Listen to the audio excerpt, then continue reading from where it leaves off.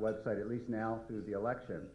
So if you missed something, like to see it again, want to tell friends, relatives, or neighbors on how they can learn more about the candidates, please refer them to that site. So just a couple really simple ground rules.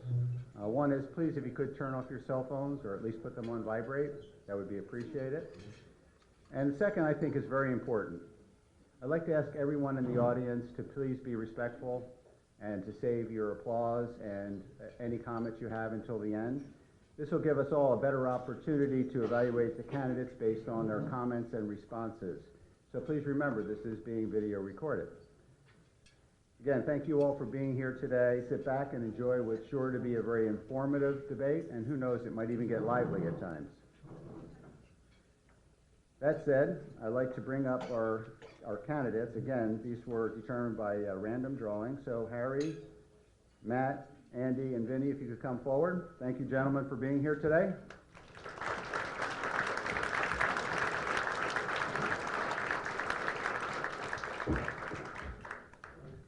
Now, the candidates already know the ground rules of the format, I should say, and just so that everyone else knows here in the audience, we're going to allow 2 minutes for opening comments, 1 minute at the end for closing remarks, and the questions, each question will be asked, same question of each candidate, so you can see any differences. And there will be 60 seconds for a response to those questions. And once the candidates respond to the question, we will allow only on a very limited basis a rebuttal, and we'd like to limit that to only if a candidate says something worthy of disputing, so that we can get as many questions as we can in for the debate for the benefit of everyone attending and everyone at home. Again, the order was determined by random drawing. The candidates, we have a red light up front here, so the candidates know when the green light starts, that's their time. And when the yellow light blinks, that means that, did you have the wrong lights? Let me see the lights. Okay, yellow light comes up. Stoplight I've ever seen for a debate. Just so you guys know, it's 15 seconds. That's a 15-second warning, give you an opportunity to wrap up your remarks, and that's whether it's your 2-minute opening, your 1-minute close, or your 60 minutes. When we get down to even 30 seconds, you're only going to have 30 seconds for a rebuttal. You'll need to raise your hand if you think there's a rebuttal, and again, only if a candidate says something worthy of dispute. If any of them go through the red light, can I give them a ticket? Yeah. Are you authorized to do so, Phil? So please, everybody, be respectful, and let's get started. So, Harry, our timekeeper here, will start the green light as soon as you say you're ready, and we'll get started. Are you ready? I am ready. Okay, timekeeper. Well, good morning, everybody, and thank you for the warm welcome. I'd also like to thank the hour and to my colleagues here for this opportunity to reintroduce our candidacies for mayor. I've chosen to run for mayor of this great city on 3 core values: service, experience, and leadership that'll put Norwalk back on track, and to give the Norwalk citizens the better value that they deserve.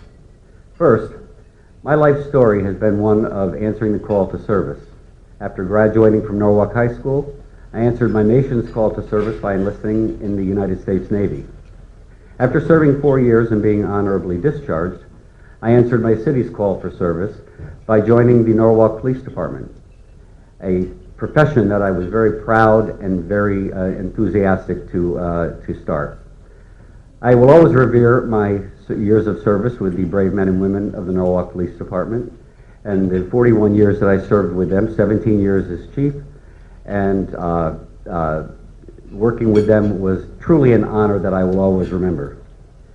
After my honorable discharge and joining the Norwalk Police Department, I became chief of the department for 17 years.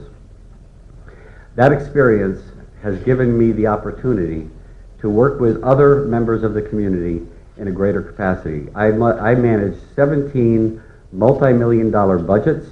I interacted with department heads successfully. I interacted with members of the Common Council, members of boards of education, members of boards of estimate, and that has given me the opportunity to use that experience to lead Norwalk into greater challenges and greater achievement in the future. Lastly, with leadership, I don't believe that Norwalk suffers from a serious deficit in financial resources, but rather a deficit in leadership that has hobbled our ability to take advantages of great opportunities for greater jobs created by completed developments, and for jobs, for increased tax revenues from those developments. Finally, I'm running as a mayoral candidate with electoral support from across the community, from people of both political parties, from people of unaffiliated persuasion. If you recall, in the last 4 elections, the Democrats won a majority of common council seats. Time is up, Harry. Thank you. I'm sorry. You're about 15 seconds over, so everyone else will be allowed 15 seconds over. Okay. Matt, you're next. Thank you. I'd like to thank the Hour as well for hosting this debate, and I'd like to thank my colleagues for participating. You are and will remain my friends. Vinny, Andy, Harry, please just don't call me Matty. I'm running for mayor of Norwalk because I want to give every child in this city the opportunity to achieve her or his dreams the way that I've been able to achieve mine. I grew up a poor kid in a small town. I was lucky enough to go to public school where I had some good teachers. They saw some promise and some problems. They helped me overcome the problems, and they nurtured the promise. I went to college where I graduated with some honors, and I was lucky enough to go to Notre Dame Law School. There, I found my profession, my faith, and my calling. After Notre Dame, 30 years later, I am now one of the owners of a Park Avenue, New York law firm that employs 1,000 employees in 11 cities across the United States. I'm very proud of what I have been able to achieve, but I did not do it alone. It took a lot of help, it took a lot of luck, and it took a little bit of hard work. Norwalk is at a crossroads. We can continue to follow the failed policies of the past, or we can chart a bold new course. We can follow the examples of other cities across the United States and reform our budget process so we do more with the resources that we have. And I believe that I have a plan to do all of these things. And I look forward to talking about these plans today and in the days ahead. Thank you. No applause, please. Okay. Next, Andy Garfunkel. Good morning, and again, I would also like to thank the Hour for sponsoring this event and all of you for coming out this fine morning. Hopefully we'll be able to get out of here before the major rain comes in. I've been in this venue before. I've run for mayor 2 years ago, and I feel very confident this time around that my platform still remains that the city of Norwalk is broken, that the management of this city is flawed, that we have mismanagement in many departments, many different places. I grew up here. I was fortunate enough to raise my family here. My kids went to school here. I didn't go to school to become a politician. I didn't go to school to become a civic leader. I learned that through my community service. I've been involved with the Norwalk Athletic League, the Exchange Club, the Seaport Association, many different organizations from different communities, different neighborhoods around this city. I've been active in those, and not just an active member, but I go and I donate to these organizations because I believe they are the basis of our city. They are our community. And I am a taxpayer, just like everyone else in the room. I pay taxes, I work hard, I learned a trade, I went out in the field, and I put food on my table just like every one of you. Tried to make sure that my children had clothes on their back, that they got the best education, and that's how I got involved with politics, by being a PTA president and being an active member of my community. I was fortunate enough to be elected to town clerk in 2001 and served 5 terms, running 5 elections citywide. I am the only candidate up here today that has run a citywide campaign and won a prominent amount of times. The last time I ran, very short margin of a loss. We're going to pick up the campaign right here, right where we left off, and pick up that small margin and bring home a Democratic win for the city of Norwalk. Okay, thanks, Andy. Vinny, you're up. Thank you, Chet, and thank you for allowing me to benefit from all of the applause after I give my opening statement here today. I certainly appreciate that honor. Thank you to the Hour for hosting our debate here this morning. And thank you all, the growing crowd, for joining us here. It's with great pride that I stand before you here today as a Democratic candidate for mayor of this fine city. Norwalk's filled with loving families, storied history, and great potential. We have dedicated teachers, committed first responders, and a hungry business community. However, it's clear that our city leadership is failing us. I believe our city is at a critical juncture, choosing between providing a better future for our children and families or continuing down the same old path. We can no longer afford to wait and ignore the pressing need for a strong, properly funded school system and a community where every person in every neighborhood feels safe. With recent budget cuts falling on the backs of our kids, it's become more evident that our next mayor must be relentless in his approach and his fight for the things that matter most, while at the same time ensuring that our government is as efficient as possible. My friends, our current mayor has run out of gas. It's clear that his priority is keeping his pals in power instead of putting our people ahead. Lately, our city has sacrificed too much, and that kind of attitude, I believe, has cost us immensely. I believe Norwalk's ready to take hold of its future. Our campaign has put forward a series of visions in order to make a more successful city, one that improves our school systems, keeps our streets safer, and grows tax base. I look forward to discussing those visions here this morning, because when it comes to the future of our city, we can no longer afford to wait. Together, it's time we demand that brighter future for Norwalk right here, right now. Thank you. Thank you. Okay, we're on to the meat and potatoes, the questions. Just so everyone knows, the questions came directly from our readers as a response of a survey, and we were really overwhelmed with questions. Of course, we want to get through as many as we can today. So, again, each candidate will answer the same question and a rebuttal only if something is worthy of disputing. If there is, you have to raise your hand so I know that. Okay, Harry, you have the first question, and then I will attempt to rotate the questions, the first question for every other candidate after the first one. So, why do you want to run for the position of mayor, and what is your relevant experience, Harry? Well, I think I covered a lot of that in my opening. As 17 years of the chief or the department head of one of the largest departments in the city, I did manage 17 multi-year budgets. I believe, as the others do, that Norwalk has great potential, that there is a lot of opportunities that we're not taking advantage of, that we need to encourage investment in our community for our future of Norwalk. Norwalk has stalled developments that for years have left vacant holes. Thankfully, some of them are starting to move forward, but not quickly enough. And I believe that we need new vision, new leadership that can bring the stakeholders together so that we can start these stalled projects, jumpstart them, increase our grand list, and take some of the tax burden off the shoulders of our homeowners.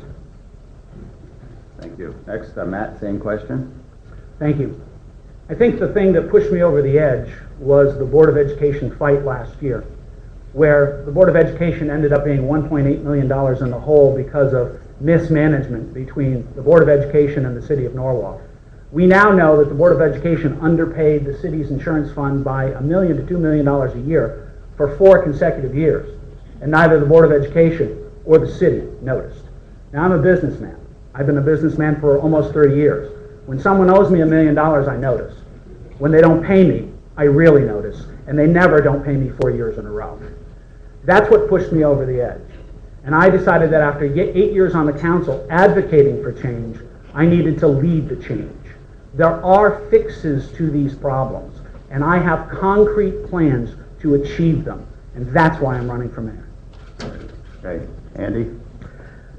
I'm running for mayor because, again, as a hometown boy, as a homegrown Norwalker, I was able to afford the quality of life that we've had. But in the last 10 years, especially my involvement in city government has allowed me to see where the flaws are.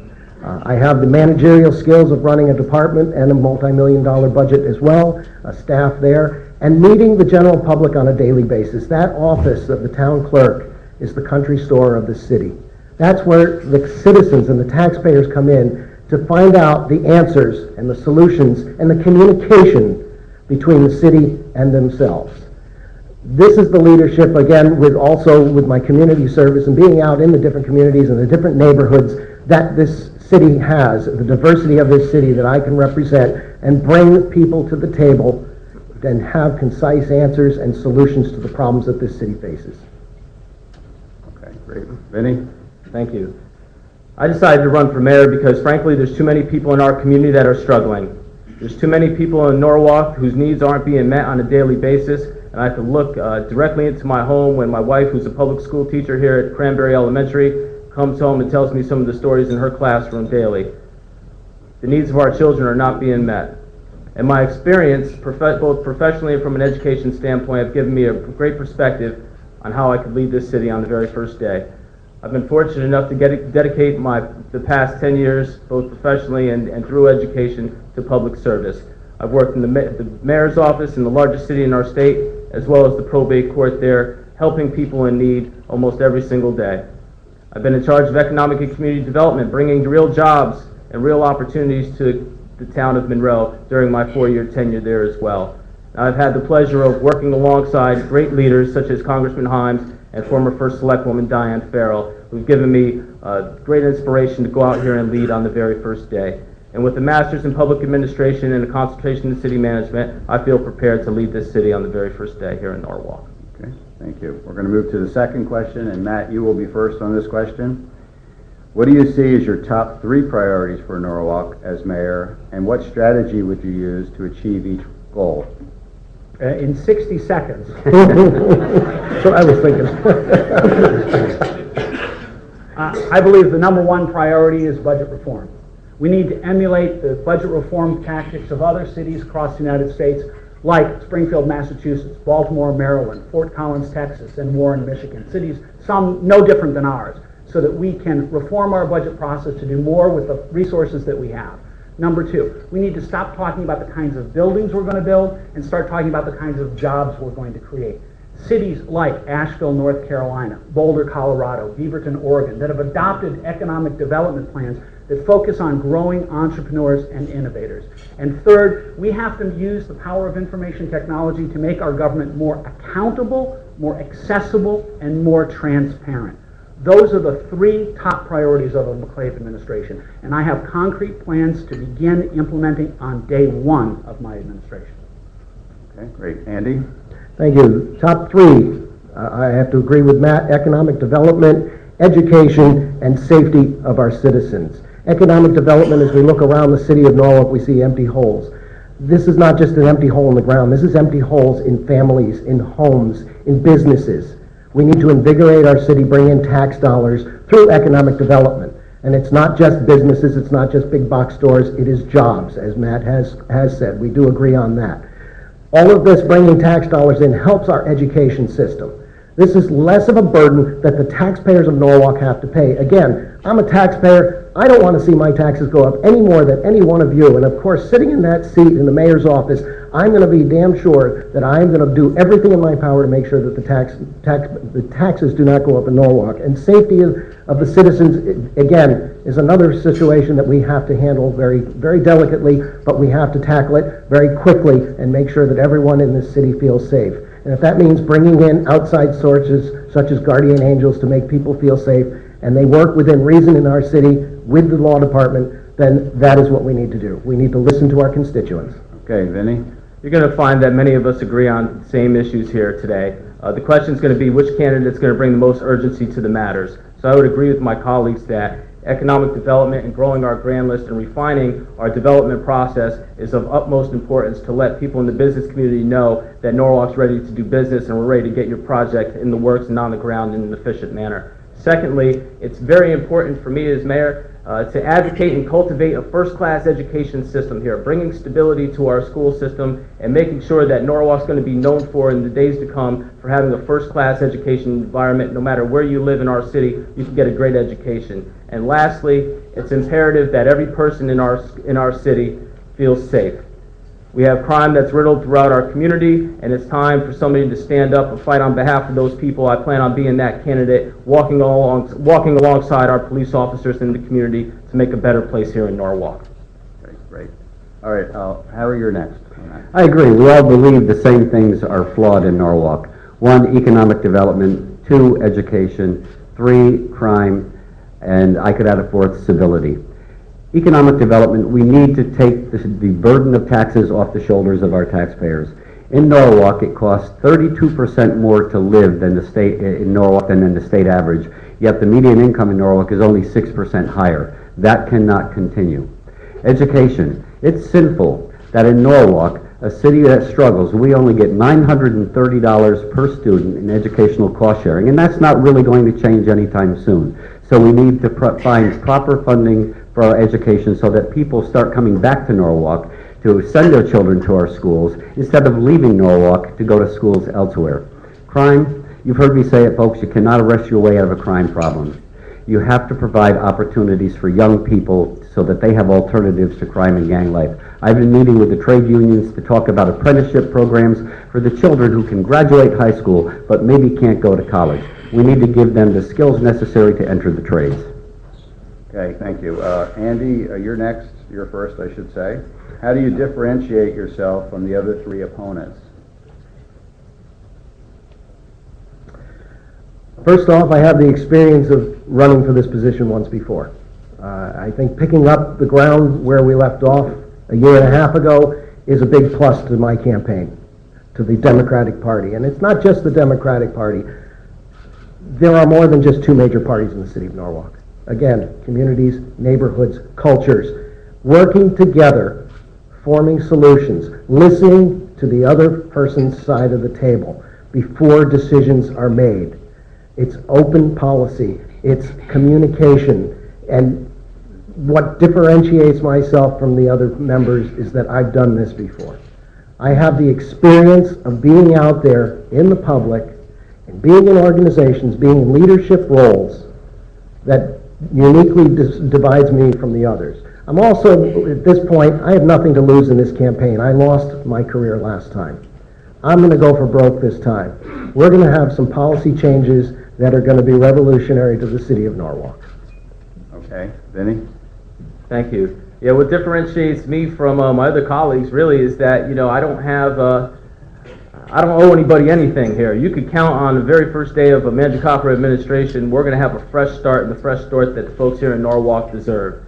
And, I'm going to bring the amount of urgency and the amount of passion that our city is desperately lacking, and we're going to continue forward with that. We're going to open up our communication with the people in our city, and we're going to make sure that we're in constant dialogue and that we're using the latest, most modern technology to enhance that discussion, to get more people involved and have more voices at the table so we can continue to cultivate the diverse city that Norwalk really is. And that's really what's going to separate myself from my colleagues here on stage. I'm going to go out there and fight on behalf of the 85,000 people that live here. And that's going to be my charge every day, and I'll be tireless about that. Thank you. Okay, Harry?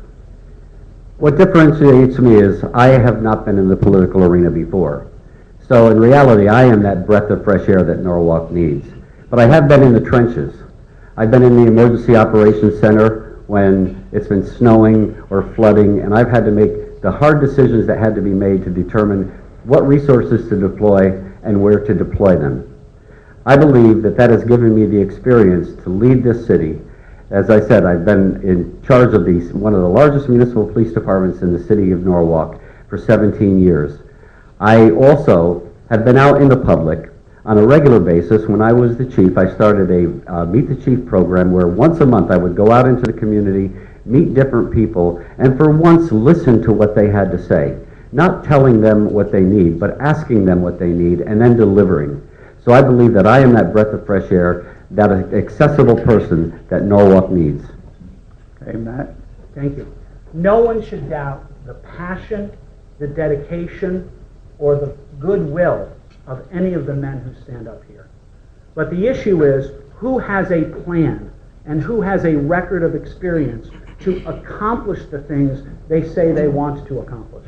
Some of my colleagues have held elective office or appointed office for many years. What changes to the budget process did they bring to do more than with less?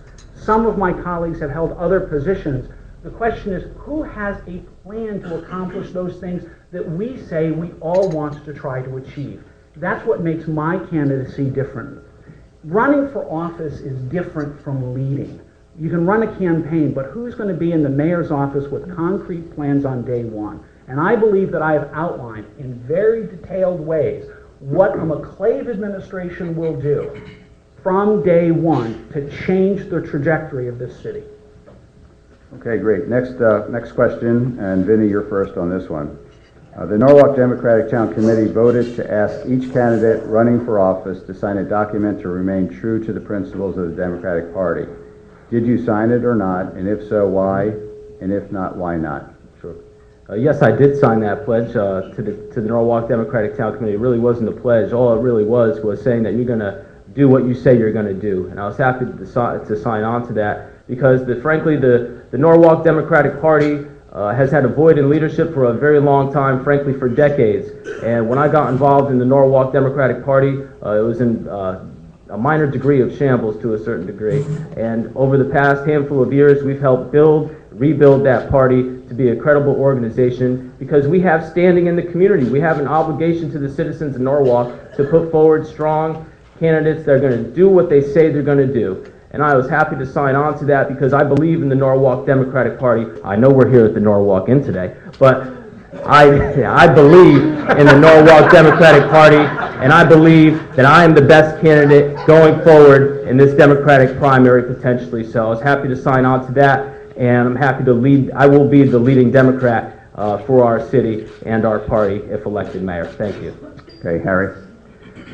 I did not sign the pledge. I did fill out the Democratic questionnaire because I thought it was important for the Democratic Party to know who I am and what I bring to the table.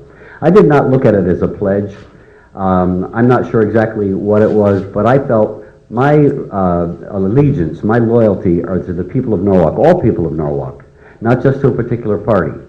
While I support the Democratic Party, I will support the Democratic ticket. I still believe that my allegiance was to the people of Norwalk, and that is what I am running to. That is who I'm running to serve. Okay, Matt.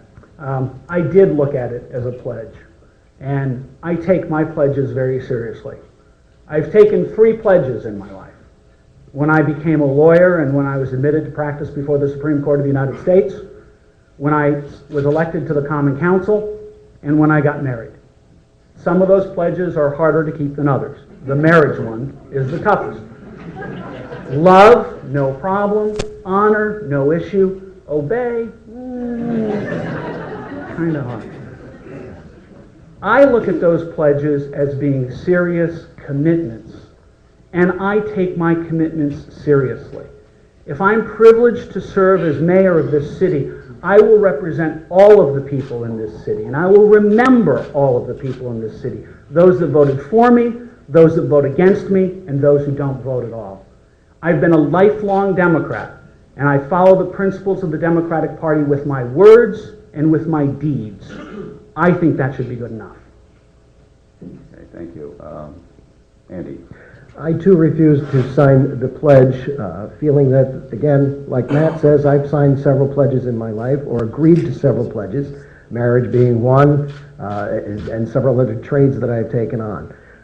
The pledge that I gave and the dedication that I've given to my fellow Democrats and my fellow citizens is the pledge to make Norwalk a better place. That was the pledge that I felt was most important. I didn't feel that I needed to prove anything to anybody and stand up strong and say that this is the only conviction I have. Because, you know, sometimes things do change. But I'm a dedicated person, I'm loyal, and those who know me know that I'm loyal to the end. So I believe that the pledge that I do make, again, once I get into office, and I've been in office before, my pledge is to the citizens of Norwalk and to those around me who entrust me with the actions that I am taking on.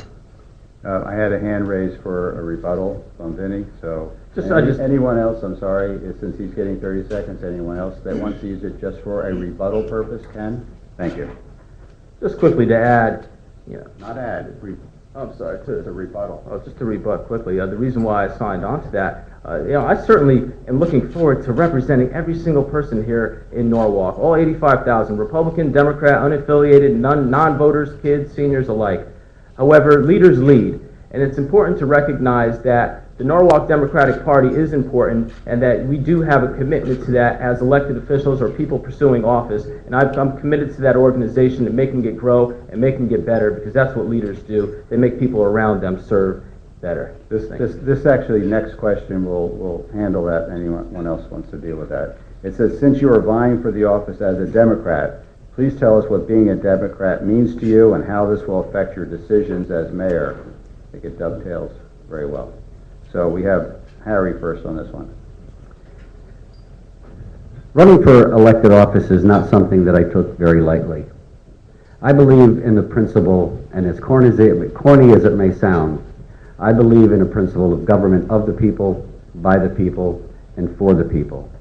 And I believe that the people's voices are not being heard in Norwalk.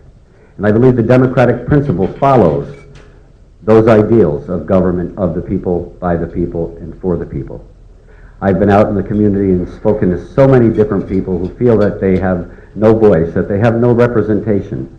They've become disenfranchised. They feel, why go to public meetings, because I won't be able to be heard anyway, and if I am heard, I might be criticized openly and publicly. So they stay away. So that is the reason I'm running, because I believe I will serve all the people, and we will have a government of the people, by the people, and for the people. Okay, Matt? I believe the Democratic Party stands for the principles of openness and inclusion and diversity. That doesn't just mean diversity of race, creed, national origin, gender, and all the other protected characteristics. It also includes diversity of thought.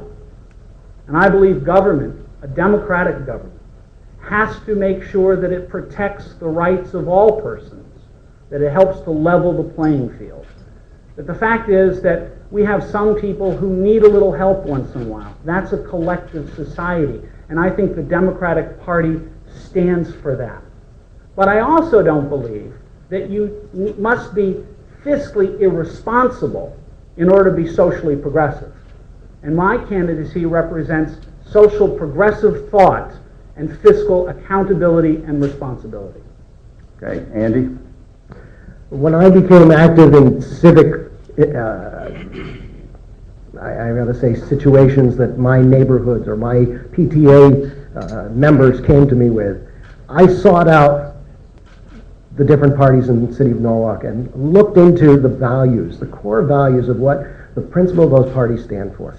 And on a national level and on a local level, there are two different meanings to what the party does for the community and for the taxpayers. When I did seek office, I saw it as a Democrat, the democratic core values of what I felt a society needed to be and what a family and what the working people of this community are represented by was what was in my gut. And that is the party that I have stayed with and I've been loyal to all of these years. But that doesn't mean that it's 100% that way, because on the local level, there are friends across the aisle, there are friends across the street, and that, to me, is more than just the D over my name. Okay, Vinny? Thank you. Being a Democrat isn't a recent endeavor for me. I've been a Democrat my entire life, and I say that not to be partisan, but I say that because being a Democrat is about fighting for the people that don't get the breaks all the time. And that's the reason why I've sided with the Democratic Party here. You know, there's people here in Norwalk that need help, folks. They need help. They're hurting out there. The Democratic Party fights for those people day in and day out. It's not about partisan politics, but it's about doing what's right. It's about building coalitions, and it's about organizing in order to get something accomplished. That's what being a Democrat really means to me. And that's why I'm not afraid to say that. In the Democratic primary, potentially, I feel I'm the best candidate in that race because I hold those ideals strongly to my heart, because I want to go out there and fight for the people that can't have their voices heard all the time. Thank you.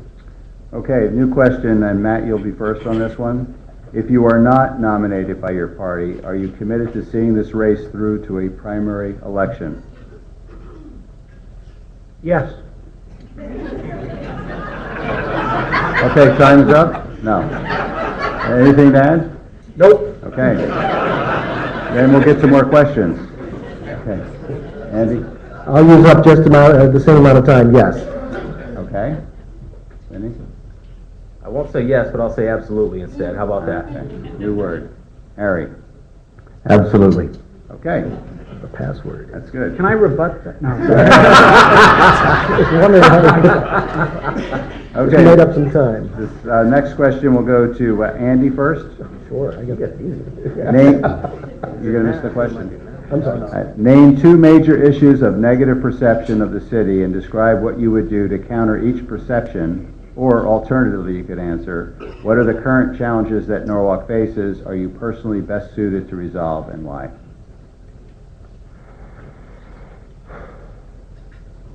Go.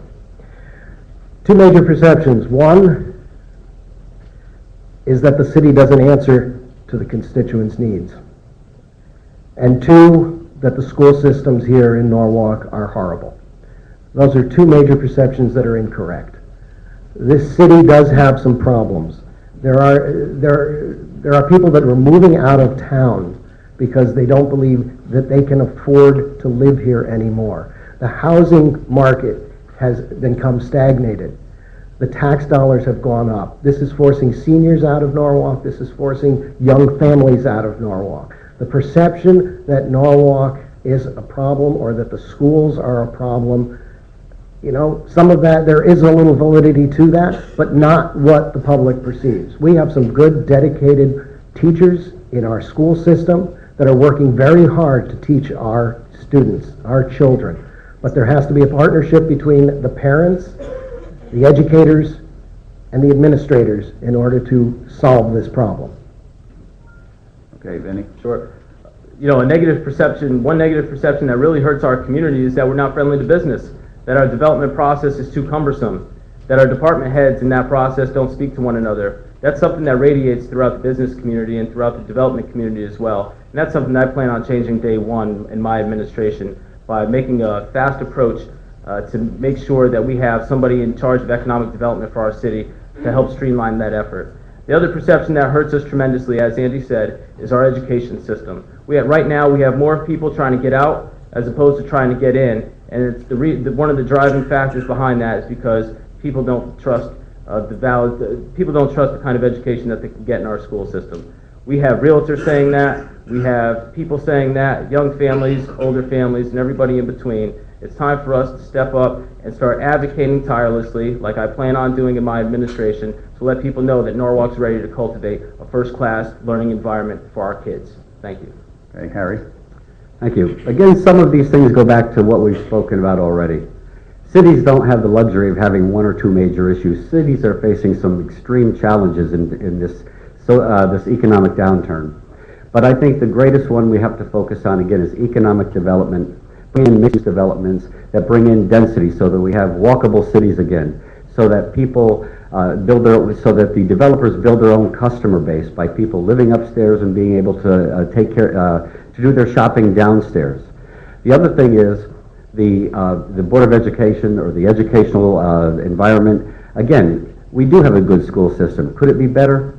Certainly. But we need to make sure that we get full funding for our schools and make sure that our children have a chance for good education. One of the things that I plan on doing is meeting with the superintendent, whoever he or she may be, making sure that he or she knows that they have my total support. And I've also read that the core curriculum program is approximately a year behind in its implementation. We have to fast forward that and accelerate it because it's going to cost a lot of money to get all new school books and get people onto the core curriculum program. Okay, Matt, you're next. I agree that the two issues we are facing, or the perceptions are, number one, this is not a place for young entrepreneurs and innovators, and number two, our education system is an issue. I believe that we have to tackle those both at the same time. It's not a one or the other. Now, my kids go to public school, and my son is a senior who played on the Norwalk High state champion soccer team. This was a band of brothers.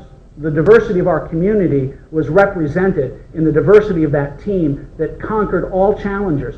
That's our city. That's the great part of our city. It's our diversity that is our strength. We have to sell that diversity better than we are. And that means we have to support public education. And with respect to economic development, we don't need to bring in economic development from other places. We need to grow local jobs with local entrepreneurs and innovators. We need to grow that infrastructure here, like other communities have done. And I have a plan to do that.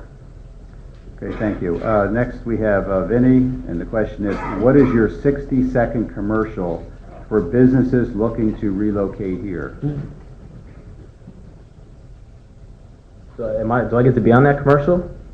You have to start with the green light. You're on red. Oh, okay.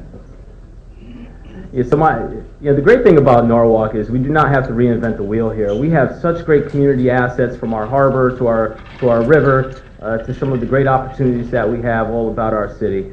So I plan, my 60-second commercial will be, taking folks around visually and showing all those great things, from Calf Pasture Beach to Beach Road, to East Norwalk, West Norwalk, Cranberry Park, everything in between, and let everybody know what a great community Norwalk really is. And start believing the hype that Norwalk's ready to move on. Norwalk's ready to have a promising future. Norwalk's ready to have you all move to our community. Norwalk's ready to have your business do business with our business community. Norwalk's ready for change, and it's time to move forward. And Norwalk's going to have a great commercial because, I would certainly be in it, and we have such great things to accentuate here in our city. Thank you. Okay, Harry? I would say, folks, Norwalk is a city poised for greatness once more. We were once a thriving, flourishing community, but unfortunately we've lost some of our luster, and it's time to come back, time to invest in those wonderful natural resources that Vinny just mentioned, our harbor, our waterfront. We have a tremendous community here, but one of the greatest strengths of Norwalk, one of the greatest reasons for coming back to Norwalk is our diversity. We are a town of diverse people from all walks of life, a wonderful place to live, a wonderful place to work, a wonderful place to educate your children. I was educated in Norwalk, my children were educated in Norwalk, and my grandchildren are now being educated in Norwalk. And by the way, they're doing exceptionally well. So I would tell people, come here. Norwalk is on the verge of becoming a great community once again, and you want to get in on the ground floor. Okay, Matt? I won't be in the commercial. But the commercial will reflect what my administration has done. It will show the economic accelerator where young entrepreneurs and innovators can gather together to create good jobs. And for every technology company incorporated in an accelerator, they'll get a $30,000 grant from the state of Connecticut. It'll be the same accelerator that 13 other communities in Connecticut have adopted. My commercial will have a budget reform program that will show city departments collaborating together and working together to squeeze savings out of the budget so we can fund our education programs, so we can fund our infrastructure. It'll show shovels in the ground, fixing the 21 neighborhoods that flood every time there's a heavy rain, some with raw sewage. And it'll show progress being made on the street every day. Okay, Matt, or I'm sorry. I get to go around? This is No. for Andy. It's a repeat commercial. My commercial starts visually with a pan from the air, seeing the community, seeing the waterfront, seeing a buzz along the streets. It shows the neighborhoods, the diversity, the small businesses. It sells Norwalk as a community where people want to live. Norwalk has great potential, and this is what we want to sell to developers. Unfortunately, they have not gotten that message. There needs to be strong leadership that they believe in, that they will work with. There's fantastic potential for growth and the diversity in the city of Norwalk. This 60-second commercial has to grab them very quickly and want them to come in. But we also have to show them where this potential growth lies. They do have to drive by and see this hole in the ground, or the holes in the ground, and some of the not so nice views. But this is where we get them to bring and infuse their development into the city, to show that there are spots that they can invigorate our vision as well, together, working as a community and building Norwalk to be the better place that it should be. Okay, Harry, next one's for you first. How would your administration differ from the current administration? In many ways. First of all, I would be a very civil individual and not chastise people in public when they want to make a comment that might not agree with mine. Number two, I plan on taking my department heads out into the community on a monthly mayor's night out, not a brown bag lunch because a lot of people can't get there, but I want to take my department heads out into the community to meet the people that they are paid to serve. Unfortunately, a lot of department heads feel that they are serving their own department rather than the community. I want to hear, and I want them to hear, the people tell us what it is they want from our administration, and then I want to deliver. I want my department heads to work hard on goals and objectives. Each month I will have a monthly staff meeting of department heads, and we will talk about goals and objectives, budget restrictions, living within your budget, and each department head will have a report to me on my desk at the end of every month that will be reviewed at those monthly staff meetings. Okay, Matt? Yeah, I've already written about and talked about the two biggest changes of my administration. Number one, on the first day of office, I will appoint an economic accelerator team that's job will be to build a series of economic accelerators to help grow entrepreneurs and innovators in Norwalk. That's a radical difference from the current administration. Number two is we're going to adopt performance-based budgeting. We're not going to be looking at departments by department. We're going to be looking at services and programs across the city. We're going to set performance standards for every single one of those services that we provide. And we're going to hold people accountable to those standards of performance. And we're going to publish them. And we're going to make them available. Not yearly, not monthly. We're going to make them available weekly. And watch what happens when a department head knows that the public is getting a report card about how they're performing. You watch performance improve. You watch department heads collaborate against each other. These aren't my plans. These are plans that are being used by 16 cities and the state of Washington across the United States to really bring change. And that's what I'll do. Okay, Andy? Because that's the way we do things is not the answer anymore and will not fly under my administration. We're going to clean house. We're going to make sure that each department is running efficiently. We're going to make sure that the department heads are answering not only to the citizens, but to the administration that is in the front office. We're going to grow our grants office. We're going to have several grant officers writing grants and infusing more money into this city, working with the departments to bring more money into the city of Norwalk. There's an urgency for growth here in the city of Norwalk, and we need to focus on that. And it's not just growth in our economic development, it is in our education process, and it is in our tax base. Okay, Vinny? Thank you. Thankfully, I don't have much connection to this current administration, so there's a lot of things that we could do on the very first day. What I want to do is I want to make sure my administration is in constant dialogue with our community. It's very important. I plan on having monthly town hall meetings. I plan on advocating to streamline and stream our committee meetings and all of our public meetings online, to hold public officials more accountable so we can get things done. And at the end of the day, that's what this is all about. It's about getting things done for our community as quickly as possible so we can continue to move on to the next set of problems. And I want to modernize our government, make sure, again, that we're in constant dialogue with our citizens so we know what their concerns are, so the leaders like myself and my colleagues in City Hall will be able to lead effectively and get the job done on behalf of our citizens. And also will increase the trust that, yes, political figures and public officials can get things done here in Norwalk, and that's what my administration will be about. Thank you. Okay, great. Next question, first is Matt up. This may not take you the full minute. Do you support the future growth of the golf course and building of the driving range? I would love for there to be a driving range at Oak Hills Golf Course. I just don't believe the current crowd has the ability to manage it. When they paid back the loan payment in September, they came to the Finance Committee meeting of the Common Council, and I asked each one point blank whether they had enough cash to last through the winter. And I was assured that they did. 90 days later, they came back and demanded a $150,000 loan, otherwise they were going to close their doors. That's mismanagement. Now, I think topographically, the golf course is a tough place to have a driving range with its current configuration. And I think we have to look at other alternatives to build a driving range. Having teed off on rocks before, that is not good for the club. And so the present location of the driving range is a poor choice. I think we have to look at alternatives, but I don't think the current management is capable of doing that. Okay, Andy?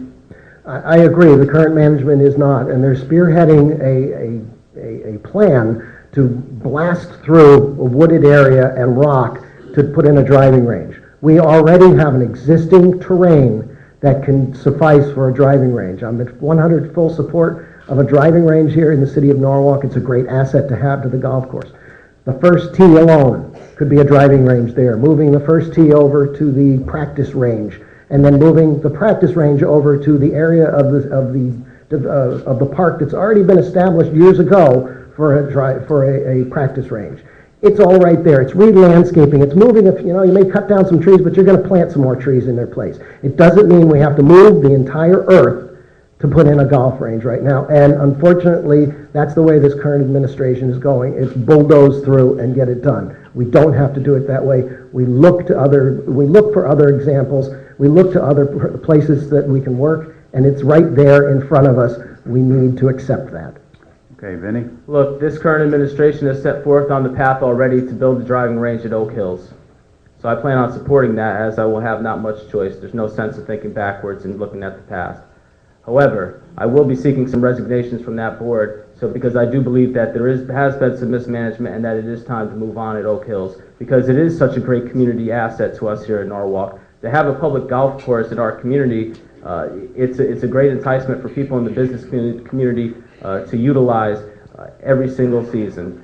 And that's what I plan on supporting. It's unfortunate that we continue to get put in these predicaments where we have to jam things through in order to save face from a revenue standpoint. And that's seen countless times over and over again in many different instances here in Norwalk.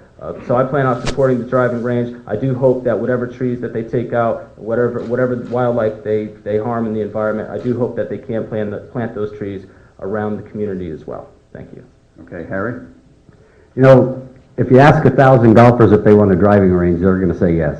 If you ask 1,000 residents if they want to pay taxes, they're going to say no. So you have to ask the right questions. This is an idea that's been around for 15 years, and to date, no one has presented a plan that has shown to be successfully or financially successful and environmentally friendly. If they do, I would be more than happy to take a look at it. But I think right now what Norwalk needs to do in Oak Hills and the authority needs to do is focus on what we do have now, making it affordable for the working class clientele that plays there, filling the sand traps with sand, and if I had my choice, making the holes a little bit bigger. Okay, we're going to move to the next question, and Andy, you're first on this question. Thank you. What are your thoughts on local taxes?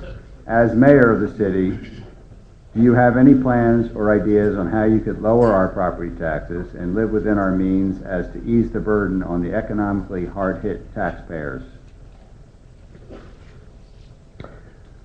Sure. I think one of the big answers here is our economic development. It's developing properties, as Matt has even said, cityscapes where people work and live in the same place.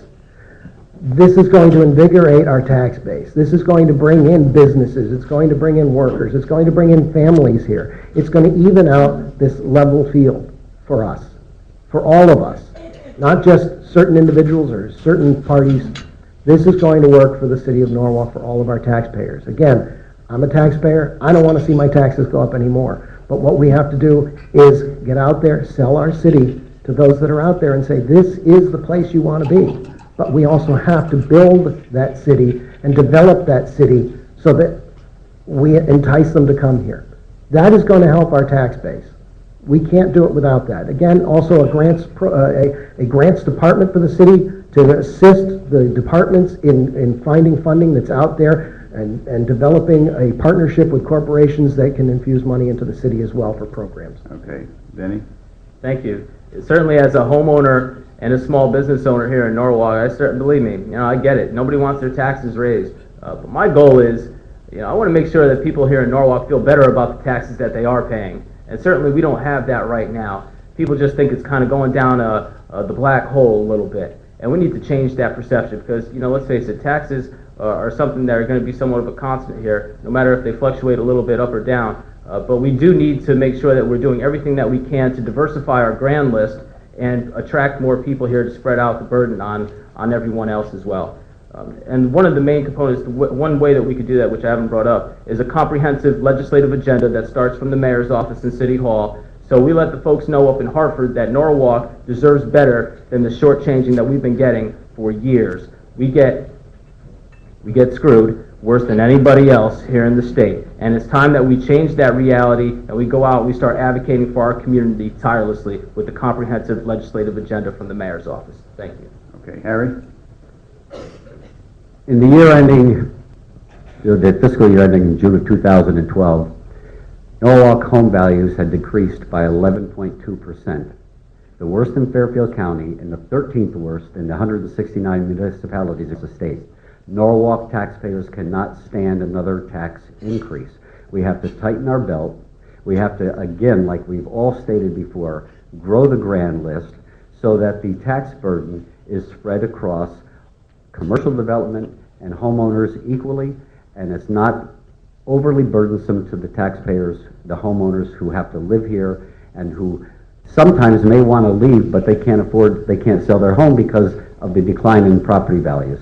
So we need to grow that grand list and make sure that we spread that tax burden across everything. May 25th was the day, Tax Freedom Day in Connecticut. Every penny you earned up until May 25th went to pay taxes. That is shameful. Okay, Matt? I would love to stand up here as a candidate and pledge no tax increases. The reality is, no one can pledge that with any credibility.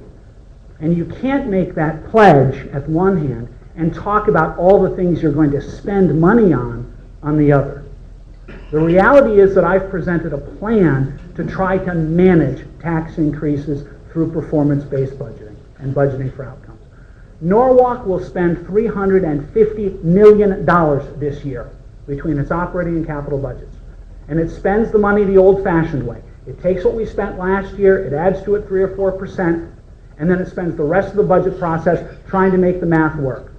If we can save money through performance-based budgeting, we can invest in our infrastructure and in our schools and in job creation. But we can't do that until we tackle the budget mess we're in. That's why I've been talking about budget reform for 8 years that I've been on the Common Council. Okay, next question, Vinnie, you're first. There were really lots of questions from our readers regarding crime and in particular gang violence. So let me just ask in general, what can a mayor, Norwalk police officials, and neighbors do to curb this violence? Yeah, I was pleased to hear that our current chief, Chief Gahalik, is implementing a community-based police program where officers are going to be on the beat getting to know more of our residents. That's something that we've been promoting for a long time here in the campaign, and it's long overdue. I plan on being the mayor that's going to walk alongside our police officers in the community and be that conduit to build that trust again between the folks in our neighborhoods and our police department. And that's needed because we got to keep in mind, relationships are important.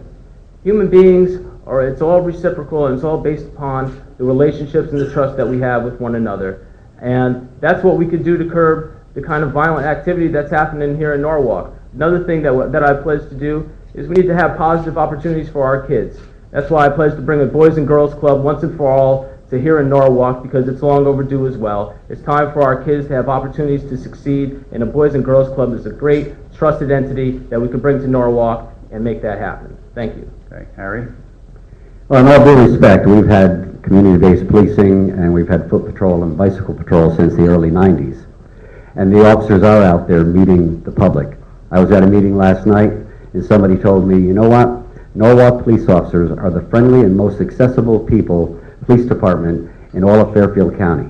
And I was pleased to hear that. But it's not just a crime problem, and you cannot arrest your way out of a crime problem. I can cite statistics all day long. In 1990, Norwalk had 78,000 residents. In 2010, the resident population had grown by 10%, and Part 1 crime, the most serious crime, was down 64%. So while we do have a crime problem and more needs to be done, It's not necessarily arresting your way out of a crime problem. It's providing opportunities and alternatives for young people so that they don't have to live a life of crime. And that's why I've been meeting with the trades unions to talk about apprenticeship programs for those young people who can't go to college but who can enter the trades. Okay, Matt? Yeah, whenever someone starts quoting statistics, particularly statistics about crime, I always remember that Mark Twain comment. There are three kinds of lies: lies, damn lies, and statistics. The fact of the matter is, the question that we have to ask is, do we feel safer on our streets today than we did 10 years ago? And the reality is, regardless of the statistics, people don't feel safer. So if we've been doing community policing for 10 years, since the 1990s, or 20 years, then it hasn't worked. And we have to do something else. I think we have to sit down. I believe the answer, one of the answers, is to put more feet on the street. And the 8 years that I was on the council, every time the budget came up, we asked if we needed more police officers, and the answer was no. I think it's time to be hiring more police officers, get them out of cars, get them on the street, and make a visible presence so that if people are coming from other towns to do bad here, they decide to go someplace else. Because if you do bad in Norwalk, you're going to go to jail. Okay, Andy? One of the problems that we do have with crime here is that the current administration for several years denied the fact that we had a violent crime problem and gang problem here in Norwalk. That was unacceptable. That only hid the situation and only kept things down. Having more police officers on the street, having them in, we know where the hot spots of crime are happening. That's where we need to deploy our police officers. That is the direction that we need to go. We need to invest in the community organizations, such as the Carver Center, that has programs for children to keep them off the street. This is the way we need to interact with the public. And if it is bringing the guardian angels in, if those neighborhoods feel safer, knowing that those people are helping the community and helping them feel safe in their homes because they don't feel safe, then all the better. That's an organization that needs to be monitored and work with our public officials, but there's no reason that they cannot be here. There's no reason that we should be having the crime problems that we have with the community involvement that we do have. It's the leadership that needs to change. Okay, Vinny raised his hand for Okay. rebuttal, so we'll start with him. Thank Since he you. raised his hand, everybody will have the same opportunity. Let me just say this, just like our current mayor said after the 2011 election in terms of stats, I quote, "Stats don't mean anything when shots are ripping through our neighborhood. Stats don't mean anything when shots are ripping through our neighborhoods." Shots are ripping through our neighborhoods, folks. And when you ask the rank and file officers on the street what they need most, they say they need more bodies. They're staffed at about 174, between 170 and 180 bodies, and we should be staffed up to 220 in order to accommodate our population. That's something that's been a long-standing need, and it hasn't been accomplished by this administration. Thank you. 30 seconds, Harry. I take exception with the fact that Mr. McClave stated that community-based policing doesn't work. I don't believe he has a true understanding of what community-based policing is. Number two, again, we have had foot patrol. We've been out there to bring the guardian angels in. It sends a message throughout the community, anybody visiting our community, that this is an unsafe place. Norwalk the citizens deserve to feel safe, and a lot of that has to do with the media coverage. In each of the years that I put a budget in, I put a budget in asking for more police officers, but it was turned down. Okay, Matt? Do you have anything? Well, with all due respect, Harry, I totally respect the position you're in, but if you go out and you actually talk to people in Norwalk, and not just Norwalk, talk to people in Darien, you talk to people in Wilton, you talk to people in New Canaan, you talk to people in Westport, there's a perception that violent crime is out of control. When you have customers getting shot in commercial properties over in West Norwalk in broad daylight, there's a perception that crime is on the rise. Now, you can argue all the statistics you want, but if people feel unsafe, they're not going to come here. So I don't know whether you're actually increasing arrests with community-based policing. I believe in aggressive community-based policing. Time's up, sorry. Matt? Or, yeah. Matt. So who's that? Andy is next. I didn't have a rebuttal to that. Okay, that's good. We can't I thought I said it. No, you can't take it. No. Tag. Can I tag him? Nice try. All right, Harry, this question's for you. What can What do you think can be done about the high cost of housing and the lack of affordability housing in Norwalk for working class people? Well, I've been a strong advocate of workforce housing in all developments that have more than 20 units. I voted that way on the zoning commission. I believe it's important that the people who work in Norwalk can afford to live here. And that's what workforce housing is all about. You get people to come in, you get teachers, police officers, firefighters, staff people, waiters and waitresses, and you give them a place that they can live and perhaps save enough money so eventually they can invest in Norwalk. You also reduce congestion on our highways by having affordable housing, workforce housing, and it gives them, as I said, the opportunity to grow their families here and send their children to our schools. This way you'll increase our tax base. The tax value, property values may go up because people, when there's a greater demand and less supply, things tend, the prices tend to increase. So you can increase property values that way. Okay, Matt? I have been a longtime advocate of housing for working families. One of the first projects that I worked on when I was the chairman of the planning committee on the Common Council back in 2001 was the housing for working families component of Maritime Yards. I think you need diverse housing solutions in order to encourage people to come here and give them the opportunities to come here. I think the business community recognizes there needs to be an investment in housing for working families. One of the things I disagree with, though, is moving those housing opportunities to off-site or to one location in our city. This is more than just about economic opportunities. It's about economic justice. And people of limited means deserve the same opportunities that people with means have. And segregating housing, even a portion of the housing, to other portions of our community which are less desirable or perceived as less desirable is unfair and inappropriate. I believe we're all part of the problem and we all have to be part of the solution. Okay, Andy? We as a community must be committed to affordable housing.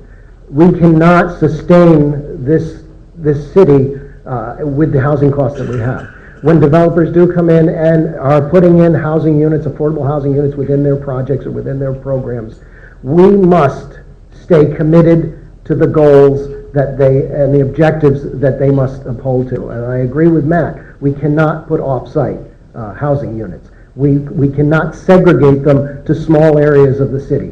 If there is affordable housing within the project, we have to uphold those developers to those needs of what they guaranteed this city and what they guaranteed our citizens.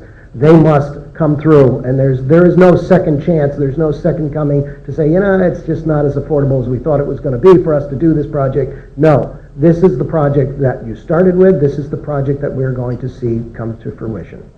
Okay, Vinny? Thank you. There's a lot of good work that's going on here in Norwalk. I just want to take a minute to acknowledge the good work and the tireless advocacy that Daisy Franklin does on behalf of affordable housing here in our communities. Thank you, Daisy. But we need to be clear. We need to let developers and people coming to do business here in our town, we need to let them know what our expectations are when it comes to affordable housing. And if that means changing our regulations, then so be it. Because right now we are giving folks somewhat of an out to put affordable housing off-site. We also need to utilize workforce housing and affordable housing in order to make our city more dense and have people get out of their cars more, make our city more walkable, and enjoy all the pleasures and the businesses that we have here in Norwalk, and doing so by getting out of their car, maybe experiencing the Harbor Loop Trail, one of our hidden treasures here in Norwalk. Everybody, no matter what your income is, you should have the opportunity to experience the great things that Norwalk has to offer. So we need to work hard to make sure that everybody has that equal opportunity for years to come. Thank you. Okay, we have a ton more questions, but we're going to take time to make this the last question, unfortunately, because we are running out of time. But Harry, let's see, Matt, you'll be first on this one. Stanford is experiencing a boom in construction, in particular Harbor Point.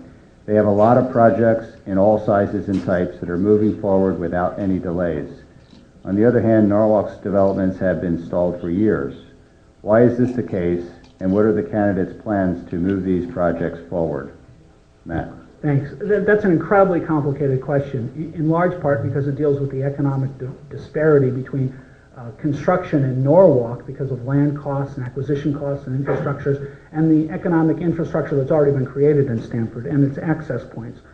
What we can do in Norwalk, though, is twofold. Number one is we can work to streamline the process for developers in Norwalk. And one of the things that I've advocated as part of my Economic Accelerator program is to put a one-stop shopping person from City Hall in that accelerator so that the entrepreneur looking to take their idea from blackboard to market has one place to go to get all permitting, all licensing, all health department regulations. As a famous coach at Notre Dame once said, pretend you've done it before. You've got a list, right? And you know kind of where you have to go. And getting folks together to streamline it. That's one part of the solution. Another part of the solution is encouraging local entrepreneurs and business owners to invest in Norwalk, grow our economic opportunities, don't import economic opportunities. Okay, Andy? Moving projects forward is again streamlining the permitting process here in Norwalk. The developers that I have spoken to say that it is very difficult. There's numerous meetings to go to. Having one meeting at the beginning, whether it lasts 1 day, 2 hours, 3 weeks, of having every component in the room at the same time, looking at this development, looking at this innovative project at the same time, and answering the questions all at the same time, instead of coming back months later after the project has already started to proceed and saying, wait, we can't do it that way. We also have to think, though, when we're bringing in these projects, that we also want to bring in local developers and local labor to these projects. If you do go to Stanford and you see the booming, you're going to see a lot of license plates from Texas, from Oklahoma. We're not involving, and we're not having the economic diversity that we need within the local jobs and in the boom in the economic development of the buildings and the projects that are here in Norwalk. We need to work better with these developers. We also need to be, again, strong leadership up at the front, saying that Norwalk is the best place for you to work, and we're going to prove it to you. Okay, Vinny? Yeah, it troubles me tremendously that constantly Norwalk continues to get overlooked. In an economic downturn, Stanford has continued to thrive while Norwalk has been left behind. Federal and state dollars continue to go to other cities here in the state, and Norwalk continues to get overlooked. I plan on the very first month of my administration, Clay, Mike, get ready. We will have an economic development summit where all of our developers and all of our major business owners will sit around and have a roundtable discussion as to how we should proceed going forward. We will also be bringing back to the table our friends in organized labor. Not only do I talk to our friends in the building trades, but I'm fortunate enough to have their support as well. My friends in the electrical workers, the plumbers and pipe fitters, the painters and glazers, and the steel workers are all supporting our campaign because they know that my candidacy represents a viable option to get Norwalk working again because we have such great potential and such great opportunity here. Thank you. Okay, Harry? It's been said before and been said right by some people in this room to me personally. Norwalk is one of the most difficult places to do business because there's not an effective CEO. In the words of Wayne Gretzky, who said, a great hockey player doesn't go to where the puck is. A great hockey player goes to where the puck is going to be. So an effective leader needs to see what's coming down the road, to bring the stakeholders together, to sit with them and facilitate negotiations so that we can have successful development and people can walk away from the table in agreement and decide that this is where they want to invest in Norwalk. Right now, people are turning their backs on Norwalk because it is so difficult to do business here, and we need, as the other candidates have said, to streamline that process, to make Norwalk more business-friendly, and to encourage growth and development, and again, to relieve the burden off the taxpayers of the homeowners. Okay, great, thank you. We're now ready for the closing statements, which we're going to do in reverse order to the opening statements, which means, Vinny, you'll be first. Great. Thank you, Chet, and I'd like to thank the Hour again for hosting this here today, and thank you everybody online for watching this right now. We appreciate your viewership. Over the past hour or so, you've heard about our respective plans for the future of Norwalk. As I said in my opening, our city is at a very critical point. And the great thing about elections is that they give people the opportunity to have their voices heard, for that critical debate to ensue. And I know the people of Norwalk are eager for this debate that we're going to have over the coming months.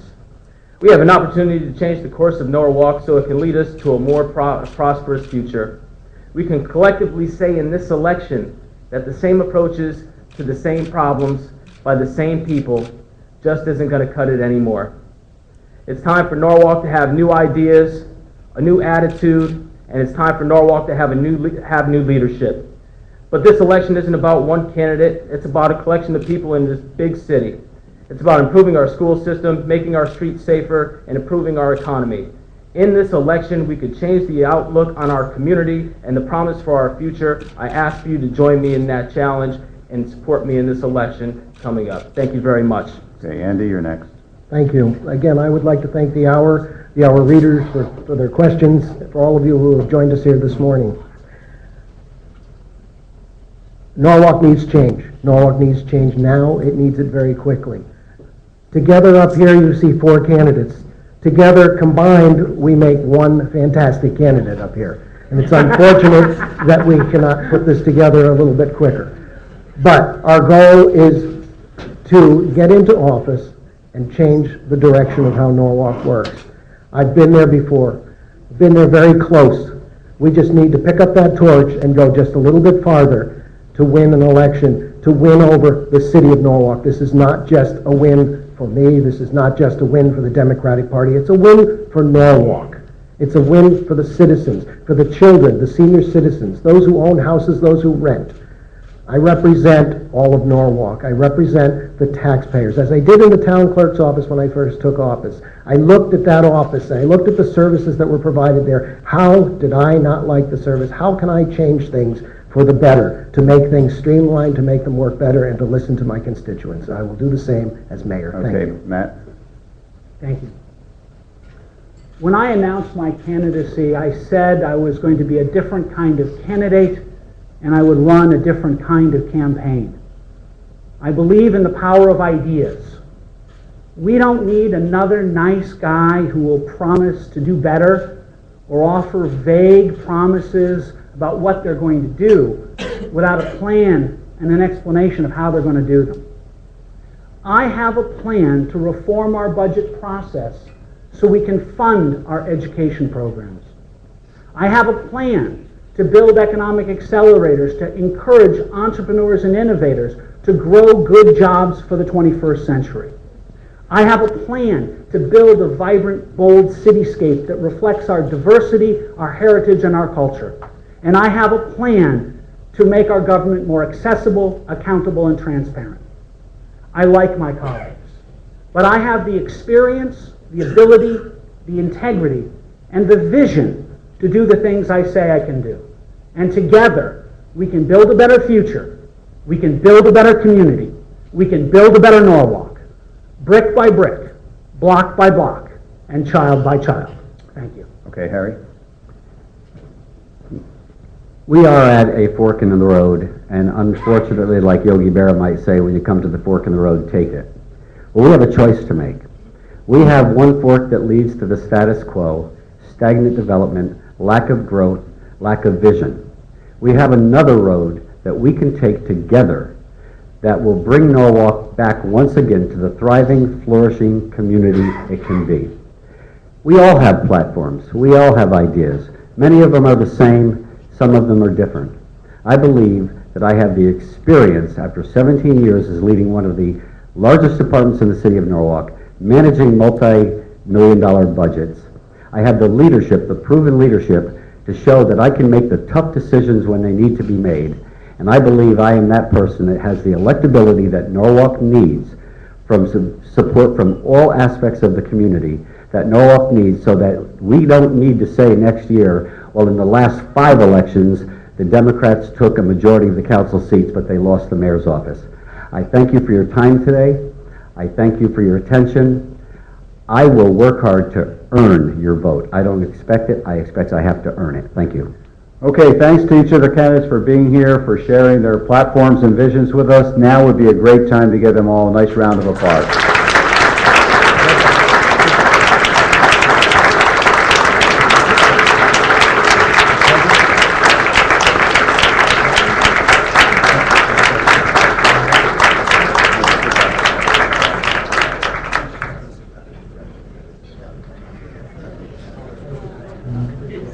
Okay, thank you all for coming. We appreciate you being here. Don't forget and get out and vote November 5th. Have a great day.